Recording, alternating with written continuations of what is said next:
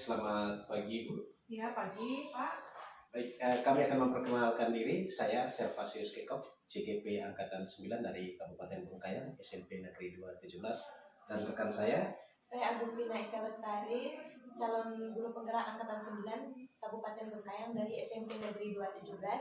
Ya, kali ini kami tidak sendirian, kami bersama Ibu Kepala Sekolah SMP Negeri 2 Kecamatan 17.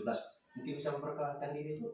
Baik, terima kasih. Perkenalkan, saya Ibu Eka Erawati SPD MPD.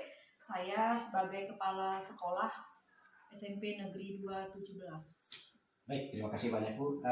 Kali ini kami berdua minta waktu sebentar untuk melakukan wawancara dengan Ibu tentang pengalaman Ibu mengenai D5 etika ya, dengan rujukan moral. Iya. Jadi kami mau menggali tentang pengalaman-pengalaman Ibu selama ini yang berkaitan dengan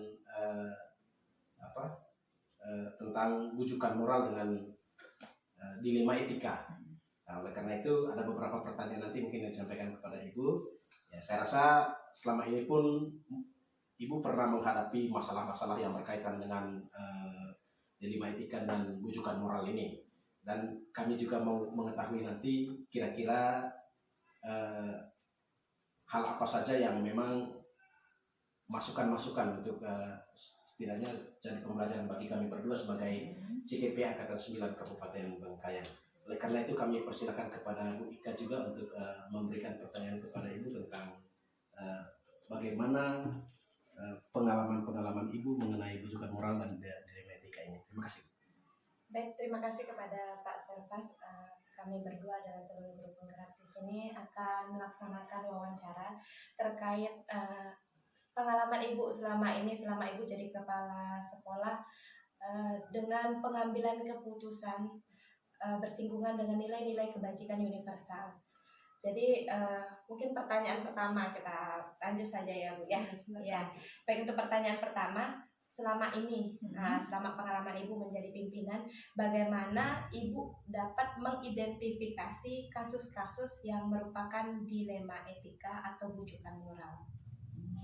Baik, jadi bagaimana saya selaku kepala sekolah mengidentifikasi kasus-kasus yang merupakan dilema etika atau rujukan moral? Tentunya sebelumnya saya harus mengidentifikasi dulu kasus-kasus tersebut ya. Terlebih dahulu saya juga perlu paham apa itu definisi dari dilema etika atau rujukan moral. Nah, setelah itu saya akan mengamati dulu suatu masalah yang terjadi. Ya. Setelah itu, saya akan mengumpulkan informasi yang faktual dari sumber-sumber yang ada tentunya. Misalnya itu permasalahan dari siswa atau dari guru, ya. Jadi perlu kita kumpulkan informasinya. Setelah saya kumpulkan informasinya, saya akan menentukan suatu keputusan yang mana keputusan yang ditentukan tersebut mengacu berdasarkan peraturan yang ada. Iya. Baik, berarti selama ini Ibu amati dulu kasusnya ya, masalahnya ya, kemudian Ibu mengumpulkan informasi, baru menentukan keputusan sesuai dengan aturan yang ada. Iya. Baik, untuk pengalaman selanjutnya ini, selama ini bagaimana Ibu menjalankan pengambilan keputusan di sekolah Ibu, terutama untuk kasus-kasus di mana ada dua kepentingan yang sama-sama benar atau sama-sama mengandung nilai kebajikan. Oke, baik. Bagaimana saya menjalankan pengambilan keputusan di sekolah apabila sama-sama ada dua kepentingan yang sama. Nah, ketika menghadapi suatu permasalahan seperti itu, dalam mengambil keputusan, saya selalu mengembalikan semuanya pada aturan. Ya, karena jangan sampai kita membuat keputusan untuk menyenangkan salah satu pihak tapi berbenturan dengan aturan yang ada. Nah, setiap pengambilan keputusan itu juga saya selalu menjalin hubungan dengan rekan sejawat, baik itu sesama kepala sekolah, mana tahu di sekolah yang bersangkutan juga ada menemukan permasalahan yang sama seperti yang saya temui di sekolah saya, ataupun dengan guru-guru senior yang ada di sekolah. Nah, setelah itu saya memastikan bahwa keputusan yang saya buat itu benar-benar bisa dipahami. Karena tentunya kita tahu selalu ada alasan di balik suatu kejadian. Ya, seperti itu yang saya lakukan untuk pengambilan suatu keputusan jika ada dua kepentingan yang sama-sama baik. Baik, dari menjalankan pengambilan keputusan ini, langkah-langkah atau prosedur seperti apa yang biasa Ibu lakukan selama ini? Ya, langkah-langkahnya ya. Iya. Oke. Yang pertama, saya akan mencari informasi terlebih dahulu. Informasi kenapa permasalahan itu bisa timbul. Ya. Yang kedua, setelah itu saya akan datang ke lapangan, turun ke lapangan. Misalnya kejadian siswa, berarti saya bisa bekerja sama dengan guru BK, ya kan? Turun langsung ya? Iya, turun langsung. Ketika saya turun langsung, tentunya saya akan melakukan wawancara dari berbagai pihak, baik itu dari guru ataupun siswa, tergantung permasalahan yang dihadapi. Yeah. Nah, setelah itu saya akan menganalisis dari temuan hasil saya melakukan wawancara untuk diambil keputusan yang terbaik. Oh, ya. Berarti Ibu selama ini prosedur langkah-langkah yang biasa Ibu lakukan itu Ibu selalu ngecek di lapangan ya, Ibu selidiki baru Ibu analisis ya. Iya.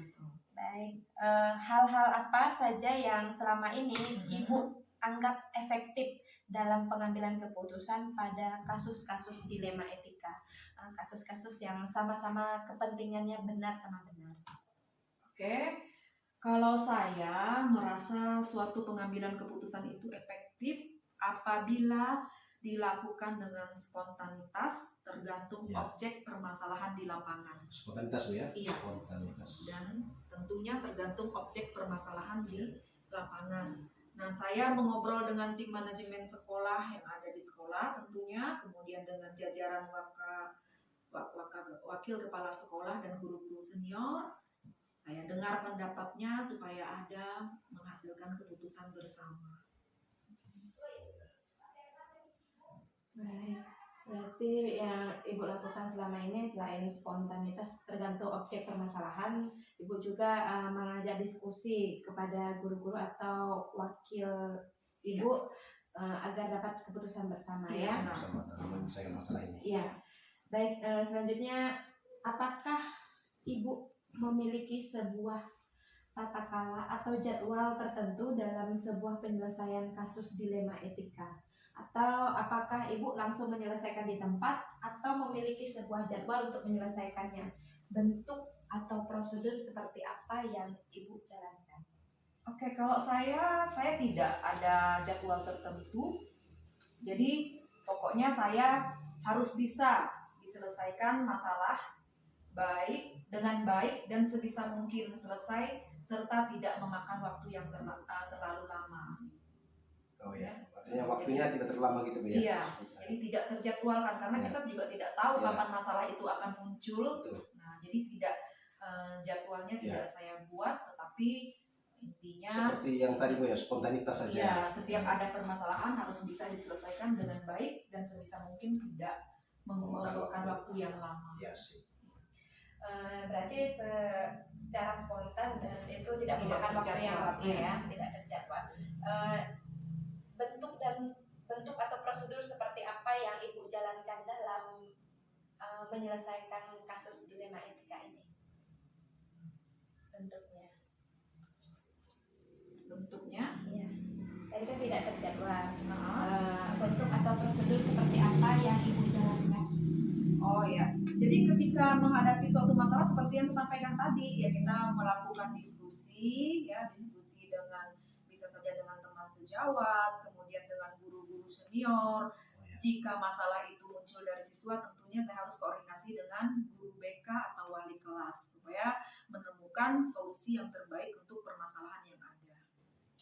Baik, selalu melakukan diskusi ya dengan jajaran rekan sejawat serta tergantung permasalahannya. Iya. Melakukan koordinasi dengan rekan sejawat. Ya, betul. Adakah seseorang atau faktor-faktor apa yang selama ini mempermudah atau membantu Ibu dalam pengambilan keputusan dalam kasus-kasus dilema etika? Oke, itu pasti ada ya, tentu ada. Nah, siapa itu ya? Faktor-faktor itu yang memudahkan saya dalam membuat suatu keputusan berasal dari adanya dukungan dari wakil-wakil saya, kemudian dan yang tidak kalah pentingnya yaitu dari guru-guru yang ada di SMP Negeri 217 ini. Iya. Berarti dukungan semua stakeholder yang ada Iya. di SMP Negeri 2. Kita ini pertanyaan yang terakhir ya untuk wawancara kita kali ini. Dari semua hal yang telah Ibu sampaikan tadi, pembelajaran apa yang dapat Ibu petik dari pengalaman Ibu mengambil keputusan dilema etika? Baik, pengalaman itu merupakan guru terbaik. Ya. Ya, yang bisa saya petik bahwa pengalaman itu merupakan guru terbaik. Kita belajar dari berbagai kejadian untuk setiap kasus permasalahan yang terjadi di lapangan. Itu yang bisa saya petik dari semua pembelajaran yang pernah saya lakukan atau pengalaman saya dalam mengambil keputusan di sini. Ya. Iya. Baik, itu pertanyaan dari kami selaku guru penggerak angkatan 9. Jadi di sini kami sangat berterima kasih mendapatkan pengalaman pembelajaran yang selama ini Ibu jalankan. Hal-hal yang baik akan kami petik. Saya kembalikan ke rekan saya, Baik. Pak Sen. Ya, terima kasih banyak Bu Ika. Terima kasih juga banyak kepada Ibu Kepala Sekolah SMP Ya. Negeri 217 yang sudah memberikan pengalaman-pengalaman dari pengalaman kasus yang dihadapi oleh Ibu terhadap kami sebagai guru penggerak dari SMP Negeri 217. Berharap nanti bahwa kami juga dapat dan mampu menyelesaikan suatu permasalahan ketika menemukan masalah-masalah yang berkaitan dengan dilema etika dengan bujukan moral. Sehingga seperti apa yang disampaikan kepada Ibu terhadap kami tadi, kami dapat menyelesaikan itu juga seperti pengalaman Ibu. Jadi saya luar biasa terhadap Ibu. Artinya pengalaman Ibu juga sangat luar biasa terhadap kasus-kasus yang ada, karena memang bagaimanapun ya kita ini pasti pernah menghadapi kasus dan penyelesaiannya sangat luar biasa, dan saya sangat salut dengan Ibu Kepala Sekolah. Akhir kata kami ucapkan terima kasih banyak kepada Ibu yang sudah memberikan jawaban atas pertanyaan-pertanyaan dari kami. Akhir kata saya ucapkan selamat pagi, salam sejahtera untuk kita semua. Adil Katalino Batsu Ramin Kasarga Basigat ya Jibata. Baik, terima kasih banyak Bu Sukses Pepsi. ya. Terima kasih banyak Bu. Ya.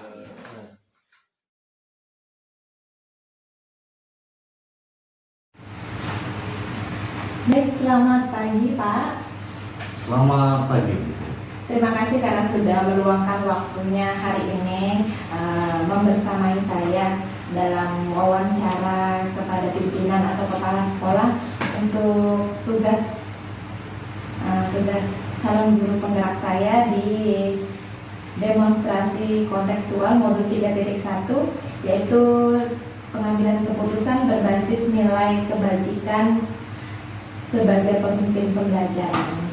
Baik, perkenalkan saya Agustina Ika Lestari, saya calon guru penggerak angkatan 9 Kabupaten Bengkayang dari SMP Negeri 217. Mungkin silahkan Bapak memperkenalkan diri terlebih dahulu, nama, jabatan. Silahkan Pak. Baik, terima kasih Ibu Ika sudah jauh-jauh datang ke SMP Negeri 117. Jadi sebelum kita melanjutkan komunikasi kita atau biasa istilahkan dengan wawancara, mungkin perlu saya memperkenalkan diri. Saya Alfonso, Kepala Sekolah SMP Negeri 117. Kebetulan di pagi hari ini kedatangan tamu penting dari calon guru penggerak untuk sedikit berbagi pengalaman lah terkait dengan etika atau pengalaman-pengalaman kami selama berkomunikasi dengan guru dan berkomunikasi dengan siswa atau warga sekolah yang lain. Baik, mungkin hanya itu perkenalan singkat saya.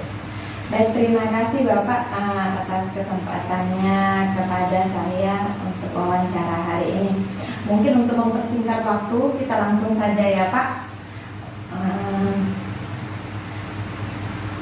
selama ini Bapak kan selama ini udah jadi pimpinan atau kepala sekolah di SMP Negeri 117. Selama ini menurut pengalaman Bapak, bagaimana Bapak dapat mengidentifikasi kasus-kasus yang merupakan dilema etika atau bujukan moral? Baik, terima kasih Bu. Jadi yang namanya sebuah lembaga atau institusi, secara khusus itu sekolah, kan kita kan berhadapan dengan beberapa komunitas. Pertama siswa, kedua mungkin rekan sejawat, guru, dan tenaga tata usaha. Dalam keseharian komunikasi kita kan tentu saja tidak semua hal dapat kita samakan. Contoh misalnya dalam pelaksanaan komunikasi kita ada aturan-aturan yang sudah kita sepakati bersama, kita jalankan. Namun pada saat berjalannya waktu, tentu saja kan tidak semua dari anggota, tidak semua dari guru ini dapat melaksanakan aturan-aturan tersebut. Contoh misalnya di waktu pembelajaran kita selama dalam rapat, kita mungkin sudah sepakati ya, kita masuk jam 7, kita mulai pembelajaran jam 7. Namun pada saat pelaksanaannya itu tentu ada hambatan-hambatan yang dialami oleh kawan-kawan guru.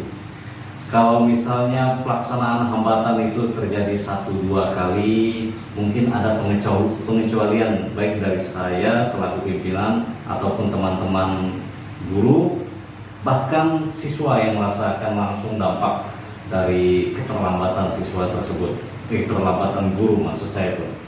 Jadi pada kasus-kasus tertentu ini kita mengalami di sini ada satu guru itu berprestasi ya, sangat berprestasi, baik itu di pembelajaran di komunitas NGMP ataupun di sekolah, mampu mewujudkan pembelajaran inovatif di kelas, mampu menunjukkan metode belajar yang baik di kelas.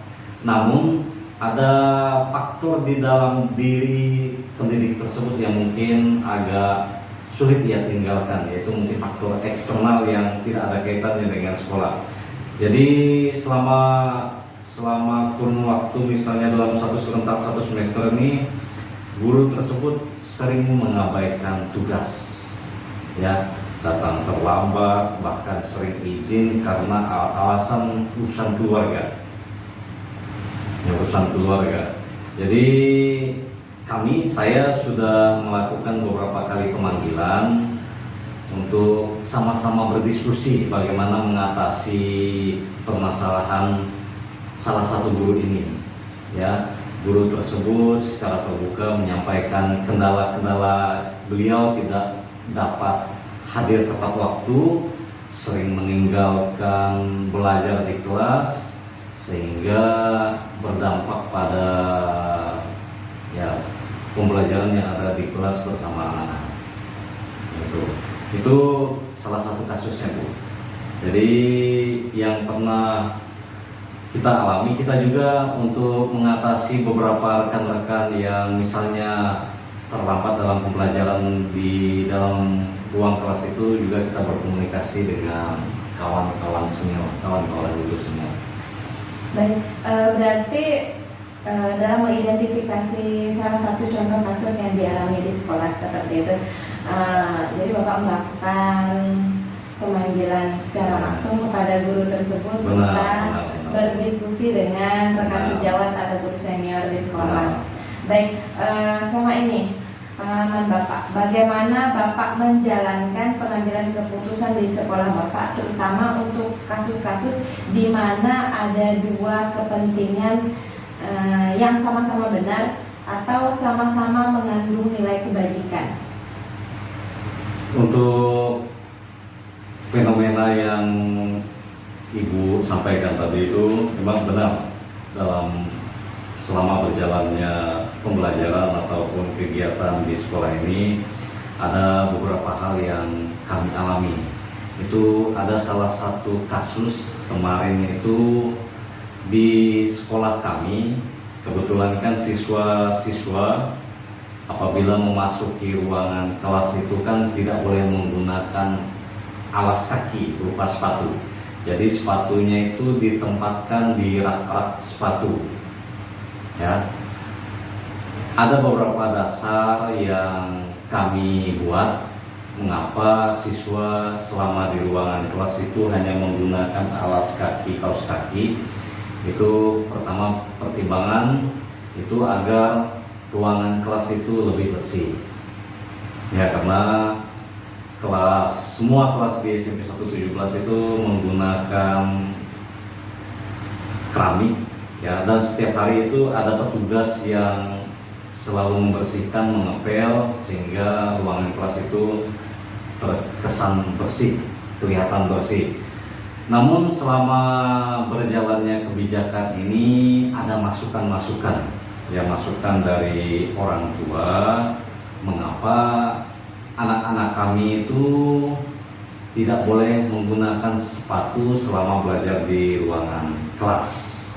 Ya, tentu saja situasi ini kami tanggapi positif. Kami bahkan meminta orang tua tersebut datang di sekolah, kami berkomunikasi.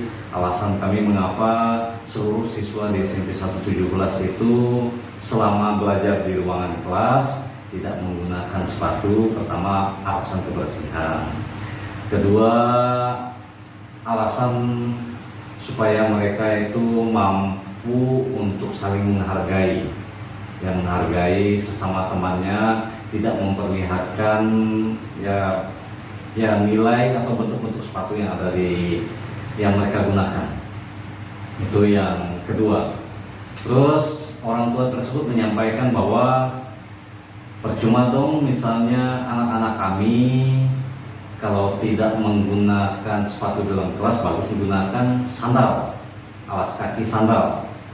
Tentu kami merasa keberatan karena aturan di sekolah itu memang tidak ada aturan khusus yang mengikat bahwa di kelas itu harus menggunakan sepatu atau tidak. Itu tidak ada. Hanya saja kesepakatan kami, ya, yang kami buat bersama pihak komite, bersama perwakilan orang tua sebelumnya, bahwa di dalam pelaksanaan belajar mengajar, siswa itu tidak diperkenankan untuk menggunakan sepatu.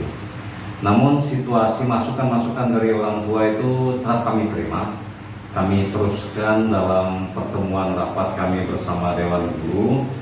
Memang ya ada semacam keraguan atau diistilahkan dengan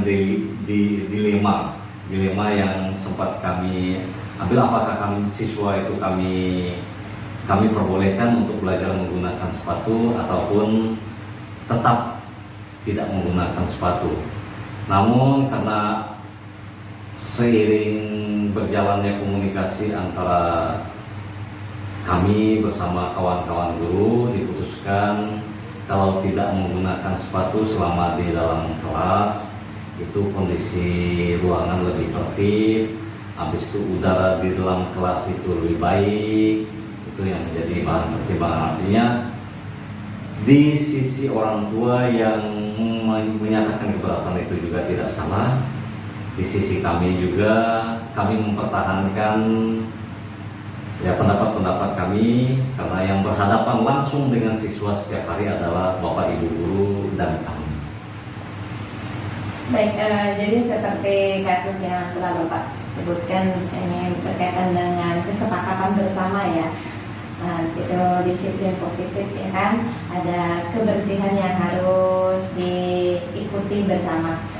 Jadi masukan-masukan dari orang tua itu juga tetap diterima, kemudian diajak komunikasi bersama, serta dirapatkan kembali bersama guru. Seperti itu, Pak.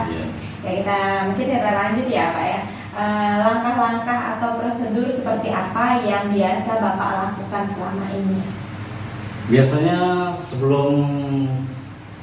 sebelum kami memutuskan sebuah perkara atau kasus atau dilema ataupun semacam masukan-masukan yang membuat kami ragu, ya langkah-langkah yang pertama, kita menerima aduan dari masyarakat aduan dari siswa, aduan dari guru. Ya, bentuk aduan-aduan itu kami kemas, apakah aduan tersebut itu bisa kita tindak lanjuti atau hanya sebatas cerita yang berbentuk curhatan. Ya, kalau misalnya sesuatu yang bisa diteruskan itu kan biasanya apakah persoalan yang diterima ini dampaknya panjang atau akan berakibat buruk bahkan berakibat baik. Seandainya misalnya ada kasus-kasus tertentu yang misalnya tidak ditanggapi dengan bijaksana, dengan cepat, itu akan berdampak. Itu biasanya kita akan melakukan pertemuan, walaupun pertemuan itu hanya pertemuan internal koordinator kesiswaan, misalnya kurikulum, kesiswaan sendiri, bahkan mungkin ada wakil dari komite datang ke sekolah. Ya misalnya itu belum putus juga, kita nanti akan kumpul rapat rutin yang kita laksanakan bersama Dewan Guru. Apakah kasus-kasus tertentu yang harusnya kita selesaikan panjang karena berdampak pada pelaksanaan pembelajaran, itu nantinya akan kita rundingkan lagi, akan kita bicarakan.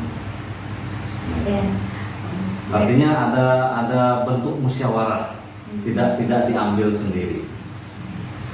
Baik, berarti setelah dapat menerima aduan ataupun cerita begitu ya dari stakeholder baik masyarakat, kemudian siswa ataupun stakeholder lainnya, setelah itu bentuk-bentuk aduan itu dikemas kemudian dimusyawarahkan bersama. Ya, begitu ya Pak ya. Kita lanjut ya Pak. Hal-hal apa saja yang selama ini Bapak anggap efektif dalam pengambilan keputusan pada kasus-kasus dilema etika, yaitu kasus-kasus yang sama-sama benar? Ya, terkait dengan efektivitas dalam pengambilan keputusan terkait permasalahan tertentu, biasanya segala sesuatu itu kan tidak bisa dilakukan sendiri, perlu musyawarah. Ya, artinya segala sesuatu itu efektif. Ya, permasalahan akan selesai apabila saya selaku pimpinan itu tidak melihat permasalahan itu dari kacamata diri saya sendiri. Saya perlu orang lain. Ya, orang lain itu bisa teman sejawat, bisa mungkin siswa, bisa juga dijadikan ya tempat diskusi terkait masalah-masalah. Artinya yang saya anggap efektif bila mengalami sebuah problematika etika, biasanya saya akan berdiskusi dengan teman-teman. Ya, tentu saja teman yang saya anggap bisa mampu memberikan masukan terkait ya dilema etika yang sudah dilewati, bahkan sudah dialami oleh diri saya ataupun lingkungan sekolah sendiri. Artinya pertama harus berdiskusi, kedua setelah diskusi dengan beberapa orang yang saya anggap mampu, baru nanti saya simpulkan keputusannya seperti apa nanti saya sampaikan. Baik, berarti lebih diskusi dan bermusyawarah ya. Kemudian selain tadi itu yang Bapak anggap efektif, hal-hal apa saja yang selama ini merupakan tantangan dalam pengambilan keputusan pada kasus-kasus dilema etika, tantangannya? Tantangan ini sih cenderungnya biasanya datang dari diri sendiri. Ya, tantangan ini datang dari diri sendiri. Pertama, mungkin saya merasa ego, mampu menyelesaikan segala sesuatunya itu sendiri, sehingga ya untuk berkomunikasi itu agak amat tantangan. Namun setelah saya berpikir, saya merenungi, segala sesuatu itu kan tidak bisa saya sendiri selesaikan. Walaupun sementara saat ini saya itu merupakan ya orang yang dianggap memimpin sekolah ini. Artinya tantangan terberat itu biasanya dari saya sendiri. Namun selama berjalannya waktu, saya bisa berkomunikasi, segala sesuatu yang saya alami itu pelan-pelan sedikit-sedikit itu bisa terselesaikan dengan baik. Baik, berarti tantangan selama ini dalam pengambilan keputusan itu seperti ego kepada diri Iya, sendiri. ego Ya. diri sendiri Iya. banyak kan. Kita lanjut ya Pak ya. Tadi terkait tantangan yang selama ini dialami dalam pengambilan keputusan. Apakah Bapak memiliki sebuah tata kala atau jadwal tertentu dalam sebuah penyelesaian kasus dilema etika? Apakah Bapak langsung menyelesaikan di tempat atau memiliki sebuah jadwal untuk menyelesaikannya? Terkait dengan permasalahan atau problematika yang arahnya pada dilema etika, biasanya saya itu membuat jadwal khusus, tidak ada waktu yang ini waktu khusus. Artinya misalnya permasalahan tersebut nanti diselip-selipkan pada saat pertemuan-pertemuan. Contoh misalnya dalam pertemuan rutin, artinya misalnya ada permasalahan, saya panggil salah satu guru untuk berkomunikasi di lingkungan. Artinya tidak ada jadwal khusus itu. Artinya nanti saya lihat dulu dari sisi mana permasalahan ini. Setelah dilihat, saya pelajari. Setelah dipelajari baru nanti saya cari informasi-informasi dulu, baik dari rekan sejawat, dari siswa ataupun dari rekan-rekan yang lain terkait dilema yang sedang dialami ini. Baik, berarti tidak ada jadwal khusus Tidak. ya dalam menyelesaikan. Berarti tadi bentuk yang Bapak lakukan atau prosedur yang sudah Bapak jalankan itu Bapak cari-cari dulu informasinya, Cari informasi. oke, baru diajak rundingkan Ya. bersama, seperti itu Ya. ya Pak. Lalu adakah seseorang atau faktor-faktor apa yang selama ini mempermudah atau membantu Bapak dalam pengambilan keputusan dalam kasus-kasus dilema etika?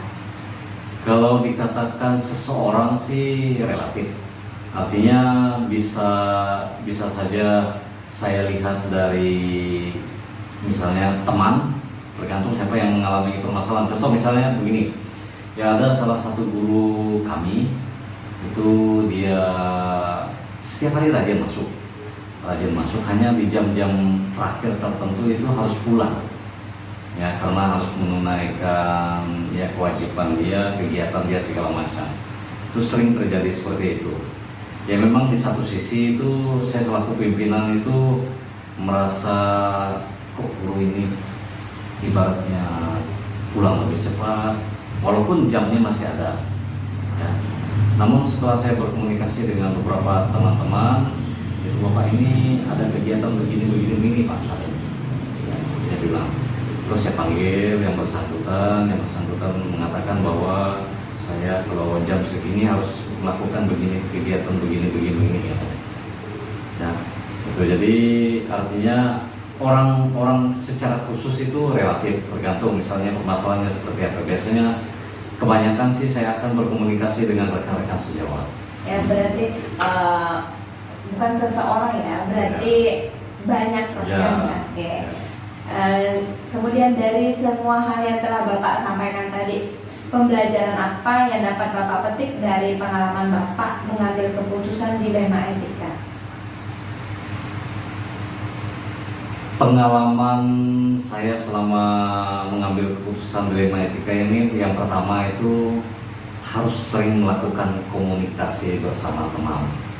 Kadang kebijakan, keputusan, arah tujuan dari visi misi kita ini kan tidak searah dengan pikiran teman-teman.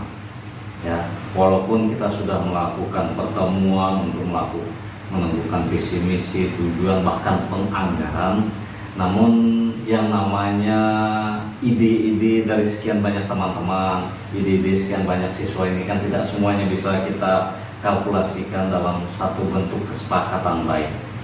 Tentu komunikasi yang baik, musyawarah, sering pertemuan, bahkan kita tidak menutup diri terhadap masukan-masukan, itu akan memudahkan kita dalam menyelesaikan setiap permasalahan dilema permasalahan keputusan yang membuat kita bimbang. Artinya perlu diskusi sesama kita dalam sebuah komunitas sekolah. Berarti pengalaman Bapak selama ini yang dapat Bapak ambil itu harus lebih banyak komunikasi dan diskusi bersama rekan-rekan di sekolah ya. Baik, mungkin itu saja hari ini wawancara saya bersama Kepala SMP Negeri 117. Atau ada mau mungkin tambahan lain terkait pengambilan keputusan ini yang mau disampaikan? Terkait pengambilan keputusan ini, jujur kita hanya menyampaikan pengalaman kita. Ya, saya rasa mungkin Bapak Ibu di sekolah-sekolah lain itu memiliki pengalaman lebih. Ya, mungkin kita juga nanti saling belajar di sekolah-sekolah lain terkait dilema-dilema etika yang sudah Ibu Agustina sampaikan kepada kami. Oke, baik. Mungkin itu pengantar terakhir penutup yang kata penutup dari Kepala SMP Negeri 117.